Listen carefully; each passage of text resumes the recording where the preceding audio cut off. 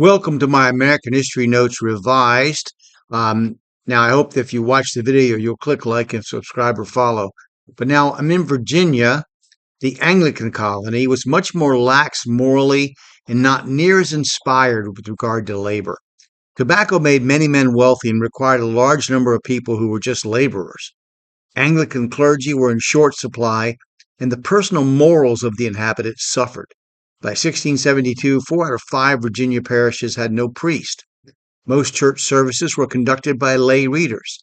With no Harvard to produce educated clergy, and with English trained priests not particularly desirous of roughing it in the colonies, this created a level of worship that would have embarrassed the folks back home, with a move away from formality and ritual that the Church of England loved so much. Just imagine Puritans without the pure. Men and women of that day used abusive and profane language in a manner that only recently has returned to common speech. Their profanity was so bad that there were law enforcement crusades to clean it up, as in Henrico County, where 122 people were arrested in a sweep for uttering, quote, wicked oaths.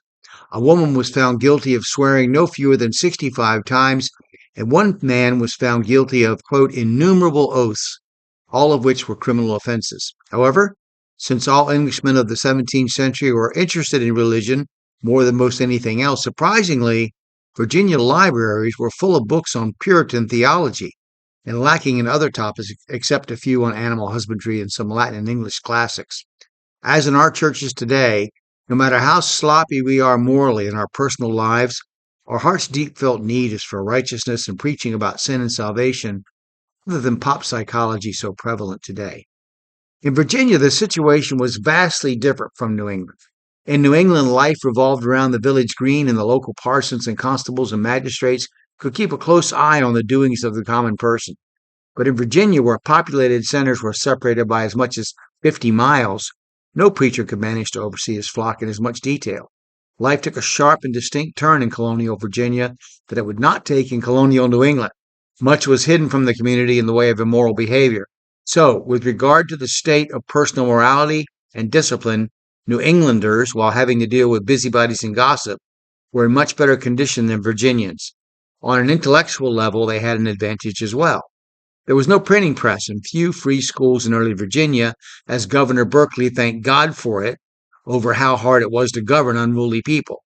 With neighboring colonies overproducing tobacco, the price hit a new low and many Virginians were impoverished. This resulted in an uprising led by an Englishman, Nathaniel Bacon, which I'll talk about later. I'm going to talk again the next time about other English colonies that formed in what would become the United States of America.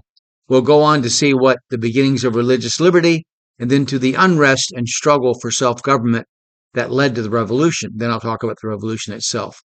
So I thank you for watching this, and I like to see what you have to say. I hope that it helped you in some way or gave you some new insight into colonial Virginia. Thank you.